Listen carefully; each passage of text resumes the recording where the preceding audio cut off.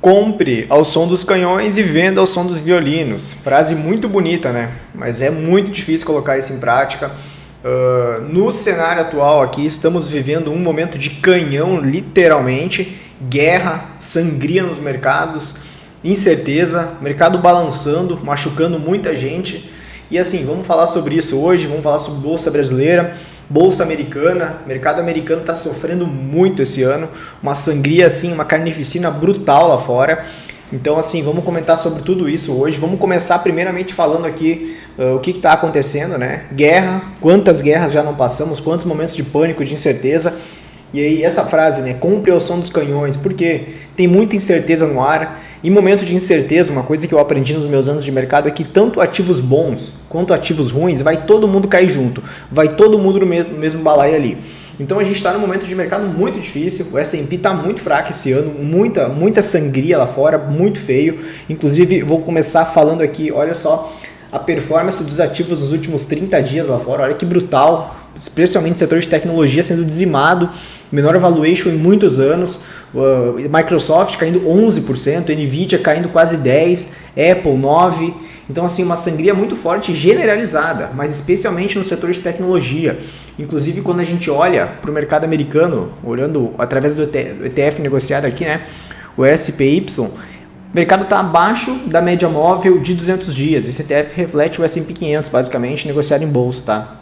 Repara, ano passado a gente teve um período que o mercado ficou abaixo da 200, bem abaixo da 200, depois engatou um movimento de alta e agora estamos nesse momento, mercado americano abaixo da média móvel de 200 dias, uma queda em relação ao topo histórico, um drawdown ali de 9%, olha só, 9% caímos do topo histórico, a S&P caiu, mas assim, tem muita empresa que está sendo dizimada, dilacerada lá fora, empresas boas, já citei alguns exemplos aqui, Microsoft, olha o gráfico de Microsoft aqui, brutal isso aqui, o papel está voltando para os níveis de 2024, 2023, final de 2023, olha só, devolveu absolutamente tudo que subiu ano passado, o Microsoft devolveu, está caindo 35% do topo histórico, dou um zoom para trás aqui, olha só, um drawdown muito forte no papel, uma correção muito forte, está sendo bem mais agressiva que de 2022, a de 2022 foi mais lenta, constante, essa aqui está sendo muito rápida, todo dia o papel cai, olha só, a Microsoft já tem uma posição no papel aqui, e todo dia cai, virou renda fixa para baixo isso aqui,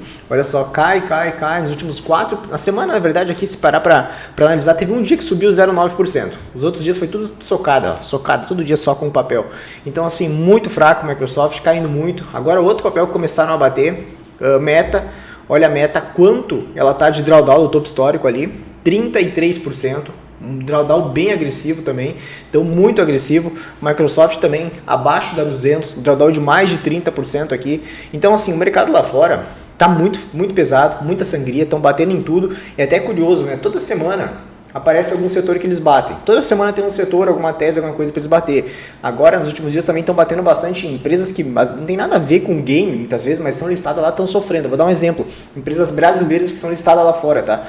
Roxo, Nubank, olha só, estão destruindo o papel também, o papel está caindo forte do topo, 27% do topo histórico, abaixo da 200, muito pesado, Banco Inter, acabei de comentar hoje, renovando mínima do ano Banco Inter, olha só, bem pesado, negociando nos níveis aqui de meados do ano, de metade do ano passado, devolveu toda a alta que teve esse ano, chegou a subir bem no ano aqui, mais de 20%, devolveu tudo, está na mínima do ano, caiu 22% do topo histórico, então esses são alguns papéis que a gente vai percebendo que assim, está muito fraco, virou normal os papéis caindo 20%, 30% lá do topo histórico lá fora, mercado americano em forte correção.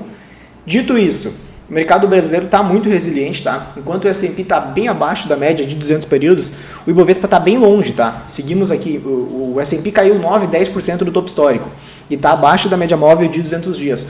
A Bolsa Brasileira caiu 5% do topo histórico, repara, a gente caiu metade só do topo histórico, mesmo com todo o cenário de caos, incerteza, porque aqui tem muito Petro, tá? Recentemente Petro está contribuindo muitos pontos para o índice não cair. Se não fosse Petro, a gente estaria muito mais abaixo. Porque assim, uma coisa interessante de mostrar nessa questão de drawdown que eu acabei de comentar aqui, eu gosto de acompanhar, né, quanto que os papéis estão caindo no ano, como é que está a variação, etc. E a gente percebe, por exemplo, aqui, alguns papéis estão caindo muito no ano. Muito, do topo histórico, né? A gente sempre fala, cuidado com a euforia, cuidado, janeiro, fevereiro, muita euforia na Bolsa Brasileira, isso costuma não terminar bem. Alguém vai comprar topo e faz parte do jogo. É isso, mas tem que ter cuidado para não ser tu essa pessoa que vai comprar topo. Aqui, olha esse indicador aqui, máxima do ano, significa quanto percentualmente, esse número mostra, os papéis caíram em relação ao preço máximo que alcançaram no ano. Repara, por exemplo, aqui, CSN, não precisa nem comentar, o preço está complicado, mas caiu 45% do preço máximo que ela chegou a bater esse ano. Seguido de Rap Vida, que tá morta aí.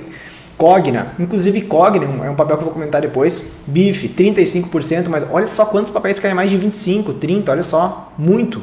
Uma queda bem agressiva desses ativos aqui. Então assim, eu até tô brincando recentemente, né? Quem gostava do papel a X% vai gostar tanto, porque assim é bizarro, um monte de papel caindo 20%, 30% reto no mês de março agora, muito pesado, só que o índice em si não está refletindo isso, né? A gente olha para o Ibov, está caindo 5% do topo, mas na superfície ali tem um monte de papel caindo 20%, 25%, 30% do topo, porque Petro está contribuindo muito para isso, né? Se a gente pegar aqui papéis que estão na máxima do ano, tem Marfrig, Petro, mas assim, poucos papéis, Prio, setor de petrolífera aí, SLC, pouquíssimos papéis, né? E Petro é uma contribuidora de pontos para o índice subir aí no ano, tá? Petro está subindo 60% no ano, contra tudo e contra todos, inclusive Petro não para de subir, está com dificuldade recentemente de subir, é verdade, mas não para, petróleo, fluxo todo dia, olha que bizarro aqui, ó. Hoje inclusive eu estava reparando, o gringo, ele geralmente não é que assim, toda a ordem que é executada por essa corretora é gringo, mas o gringo, o grande fluxo gringo geralmente vem por poucas corretoras. Dá para contar numa mão as corretoras que os gringos geralmente operam o grosso, o saldo grosso. Não que é tudo, 100% é. Mas, por exemplo, hoje, Petro renovando máxima histórica aqui. Máxima histórica nominal, tá? Olha só. Considerando os dividendos. Olha só. Olha esse gráfico de Petro aqui. Uma das maiores altas aí da história do papel. Olha só, reto. Não foi uma alta de 60% subindo, corrigindo. Foi reto. De janeiro, da mínima de janeiro ali, só subiu. Olha só. 70% quase da mínima de janeiro, praticamente reto. Essa leve correção aqui em fevereiro. E o papel não para. Tem muita compra de gringo. Hoje, inclusive, olha só, duas corretoras estrangeiras, JP Morgan e Merrill Lynch, volto a dizer, não quer dizer que 100% do que está ali é fluxo gringo, mas isso aqui é toda a cara de gringo, é gringo que está comprando Petro nesses níveis, né? E até tem um ponto interessante aqui de comentar, uma pergunta que eu recebo recorrentemente. Qualquer pessoa que entende o mínimo de mercado financeiro aqui, vai perguntar para o cara, tu compra ou vende Petro nesses níveis? O cara fala, pô, comprar não compro, o papel subiu 60% no ano. E aí fica o questionamento, né? Quem que está comprando esse papel? Como que o papel sobe 60% no ano, não para de subir e continua subindo? E tu vê muito comprador no papel, mesmo o papel subindo 60% no ano, estando na máxima histórica. Aqui tem algumas opiniões, tá? Algumas coisas que podem acontecer. Eu vou comentar isso porque é importante, talvez uma pessoa mais leiga não entenda isso. Quando o papel está muito no topo assim, subiu absurdamente, sabe que está esticado, já tá... Tem dois principais compradores aqui. Assim, o primeiro principal comprador é o cara que está comprando papel olhando um horizonte muito longo. Ele está comprando Petro a 49, quase 50 reais aqui, e o horizonte desse cara é 5 anos, por exemplo. É um gringo que está olhando 5 anos para frente, e Petro pode corrigir aqui 15, 20%, esse cara não vai fazer diferença nenhuma, ele vai aumentar a posição porque ele está olhando 5 anos. 5 anos muita coisa acontece. Então esse cara está montando uma tese de longo prazo. Então para ele pagar esses níveis aqui, talvez ele ache que o papel vale 100, 200, sei lá, daqui 5 anos. Então ele compra, sabendo que pode corrigir. Quem opera muito com essa cabeça de medo de correção é pessoa física, tá? Talvez seja um fundo de pensão, uma alocação estrutural ali. Outra opção pode ser fluxo passivo, que é o que a gente viu acontecer na bolsa recentemente aqui, Bovespa subindo todo dia, toda semana, aquela enxurrada de dinheiro gringo que vinha entrando na bolsa aqui em janeiro. Olha só, essa enxurrada aqui era fluxo passivo. O pessoal comprava EWZ e acabava que esses robôs arbitravam aqui, puxavam todo o mercado aqui, compravam ponderadamente ali o fluxo de EWZ nos papéis aqui e acabava puxando o Ibovespa. Tá, essas são as duas assim teses que, fluxo final, tá? Aí tem um outro ponto aqui, tá, gente? Tem um outro ponto que é o quê? Que é o short.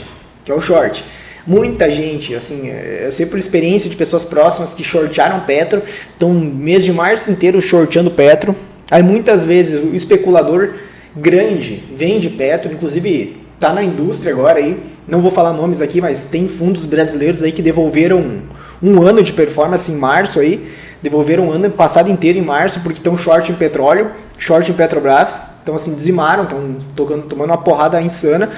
Esses fundos, eles têm stops, tá? Então o fundo que faz um short em Petro, sei lá, cara tem um stop, ele vendeu a R$40, fala, pô, se bater 44 a gente vai começar a zerar. Um fundo desse ele não zera numa boleta única. Não é uma pessoa física que vai lá e aperta o zerar e sai da posição. Eles geralmente botam um algoritmo para comprar, para estopar a partir daquele preço ali. Geralmente é isso que acontece.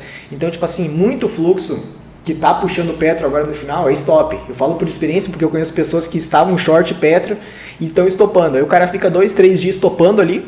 Esse fluxo do cara estopando faz o papel subir ainda mais, chama mais stop, então mais gente queria estopar, acaba estopando mais 1, 2 dias fluxo de stop e vira um movimento que se retroalimenta, tá? Então assim, tem muito short sendo estopado em Petro, o papel não para de subir, a R$40, a gente sempre fala do mercado, né? O mercado pode ficar mais tempo irracional do que o solvente. E essa é uma frase muito forte, define bem o short, porque Petro, eu tive Petros aí nos R$34, não imaginava um rally desse. Cara, pra mim, na minha cabeça, pensei, pô, 38, 39 reais é short em Petro, mas não abri boleta. Cara, tá 49, entendeu? É um movimento muito irracional o short. E assim, tem coragem de comprar? Não tenho coragem de comprar Petro aqui, mas também não vendo. Por quê? Porque o papel tá numa dinâmica muito irracional e segue subindo. E como a gente costuma brincar no mercado, contra fluxo não há argumento.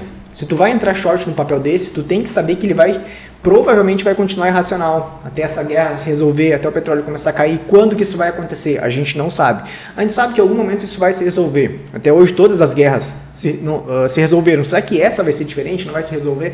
Então a gente sabe que Petro vai corrigir, mas ninguém sabe quando. Logo, depende do teu estômago, não abre boleta contra. Um outro fluxo também que acontece muito é a arbitragem do market maker de opções. O cara monta uma opção, compra uma opção, vende uma opção, o market maker tem que comprar o papel muitas vezes, isso também acontece, mas é uma minoria do fluxo. O grande fluxo mesmo é isso, um cara que está olhando um horizonte muito maior e o short zerando, tá? Então assim, Petro está esticada, mas ainda tem muito fluxo no papel, subindo 60 no ano. Quem tem coragem de comprar, não entendo, mas assim, é o que é, contra fluxo não argumento, não cabe a nós achar. Aqui o papel está subindo e é isso, contra números não tem como a gente teimar, está subindo 60 no ano e vai continuar subindo enquanto tiver comprador. Dito isso, mercado brasileiro aqui, venho falando, tem muita oportunidade aparecendo, muito papel bom entrando no time de compra. Trouxe 2 aqui para comentar. Acho que são 2 papéis que vale a pena começar a deixar no radar. Não acho que seja, vou enfiar o lote inteiro e quero comprar. Não, se gosta, se estudar a tese, entender um pouco, são papéis que estão no bom time de compra. Primeiro é Santander aqui, o papel está caindo do topo da máxima do ano, está caindo 22%, reto basicamente, né? Marcou máxima do ano ali no final de janeiro, está caindo reto. Está abaixo da média móvel de 200 dias, então numa tendência de alta costuma ser um bom time de compra, papel de banco, inclusive é o único bancão que está caindo no ano, tá? O resto está tudo subindo aí, só Santander está caindo e BR Partners no ano. E então Santander é o primeiro papel que vale a pena deixar no radar, quem gosta do ativo abaixo desses R$30, 29 aí começa a ficar interessante, tá? O segundo papel aqui é Cogna, amada e odiada Cogna, né? Teve um rally insano ano passado, foi aí uma das maiores altas do ano passado. Esse ano, bizarro, o papel chegou a ter um forte rally aqui, de dezembro chegou a subir esse ano, é até interessante falar isso, o papel chegou a subir mais de 50%, devolveu absolutamente tudo, chegou a bater 50% de alta esse ano, pegando no fechamento de fevereiro aqui, ó, bateu uma 47%, 48%, olha quanto caiu. Então assim, o papel Cogna da máxima do ano, ela caiu 37%. Então, assim, reto, né? Quem gostava perto dos R$5, 4,60 lá, o papel tá 2,97, tá abaixo dos 3. Então já começa a ficar interessante de novo para quem gosta do ativo. E assim, são muitos papéis, tá? Que estão nesse time de compra aqui. Então assim, mas tem que ter um pouco de paciência. O Ibov como um todo não tá muito bonito, mas também não acho que tem sangria. Acho que o mercado brasileiro tá mostrando muita resiliência, muito pro fluxo gringo que tá comprando o Brasil ainda. Não tem como ter rally com uma sangria dessa acontecendo lá fora, com uma guerra, mas o mercado brasileiro tá muito resiliente. Então eu sigo com a mesma visão do Ibov, sigo acreditando que a gente vai ficar lateral, não acho que tem sangria, não tem motivo para sangria, mas também não tem motivo para rally, que nem a gente vem acontecendo aqui em janeiro, tá? Acho que a gente vai ficar mais travado e é o que está acontecendo, é o cenário que mais está se desenhando, o mercado olha só travado, ele sobe, devolve, mas a gente está num caixote, está montando um caixote, acredito que a gente vai montar um longo caixote por aqui até ter um trigger para destravar. Destravando a guerra, eu acho que o mercado aqui tem potencial de romper a máxima histórica e seguir em busca dos 200 mil pontos. Tá? No curto prazo está bem difícil. Inclusive, eu estava olhando um dado, um estudo que eu vi, o drawdown dos fundos multimercados em março, agora esse ano, é um dos maiores da história. coisa de crise, assim, tá todo mundo apanhando muito, tá todo mundo perdendo dinheiro em juros, em bolsa, em dólar, então tá bem difícil o ano de acertar a tese, é um início de ano bem difícil. Como eu já mostrei, né, o gestor brasileiro, ele, em geral, o fundo de ações, ele adora small caps, né? Olha small 11 no ano, chegou a subir 15% aqui, devolveu tudo, tá negativo agora basicamente no ano, praticamente 0 a 0, tá bem feio o índice de small caps. O Ibov ainda tá positivo, mas devolveu uma parcela, tá bem positivo no ano, devolveu uma parcelinha pequena da alta recente, e repara que não cai, tá travado. Então o mercado acho que é mais lateral. Acabando essa guerra aí, o mercado tem potencial para romper os 200 mil pontos, na minha visão. Precisa acabar essa guerra, precisa resolver isso para o mercado brasileiro voltar a andar, e eu acredito que é para cima. Pensa o seguinte, em tempos normais, a gente que está o dia inteiro na tela, na trincheira aqui, a gente aprende, né? A gente percebe muita coisa. No mercado normal, S&P corrigindo 9, 10% do topo aqui, era para o Ibov estar caindo uns 15, 20% pelo menos do topo. Então seria falar que a gente deveria, em situações normais, estar uns 160 mil pontos por ali. Não tá. Estamos nos 180, na casa dos 180. Então é um sinal de muita força no mercado brasileiro aqui, só que agora precisa de um trigger para o mercado andar. Uma coisa importante, tá? Polymarket, acho que todo mundo deve conhecer, mercado de previsão, onde a galera realmente bota a grana lá, skin the game, né? Apostando em alguma coisa. Lula versus Flávio Bolsonaro lá, tá muito parecido, inclusive em alguns momentos agora o Flávio tá passando o Lula na probabilidade de levar a eleição, então isso é uma coisa que agora com essa guerra não está sendo muito falado, mas começar a ficar de olho nisso. Essa semana que vem agora tem umas 3, 4 pesquisas eleitorais importantes, vale a pena ficar de olho nisso também. Um dado muito importante, agora cada vez mais a partir de abril para frente vai começar a fazer peso pesquisa eleitoral, o mercado vai virar o foco para isso, tá? No momento tem essa guerra acontecendo, tá tirando o foco do mercado, mas acho que de abril em diante as pesquisas eleitorais vai ser definido o candidato, vai ter muito peso no mercado brasileiro. Outro ponto é os juros, né? Essa semana saiu o IPCA muito ruim, muito acima da projeção ali, do esperado. As projeções, expectativas de inflação para o ano mudaram para pior, então isso joga um balde de água fria, né? Nosso BC para cortar juros também é um ponto que merece atenção daqui para frente. BC, ia cortar X%, agora já está falando de não cortar mais, talvez cortar só 0,25%, então esse é um ponto que tem que ser levado muito na unha daqui para frente. Então aí, corte de juros e eleição, acho que são os dois triggers que a gente tem que ficar de olho aqui para frente. E para o mercado brasileiro destravar aqui, tem que acabar essa guerra. Acabando essa guerra, acho que o mercado aqui tem o upside de voltar para a máxima histórica e ir em busca dos 200 mil pontos. Essa semana é isso, obrigado pela presença de todos aí, pela audiência, e nos vemos na próxima semana.